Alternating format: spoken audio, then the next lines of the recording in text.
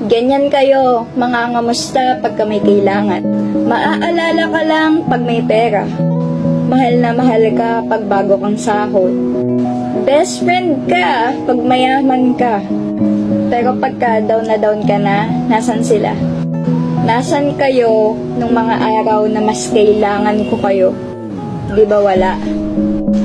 Di masamang mag-cut off ng mga taong nandyan lang kapag may kailangan. Buti na lang, mas mahal mo yung sarili mo. Kaya mong tumayo kahit ikaw lang. Lagi ka kasing naaabuso, kasi nga ang bait mo. Kasi nga, kahit na tinatrade off ka na, nandyan ka pa rin para sa kanila. Pero tama na siguro yun.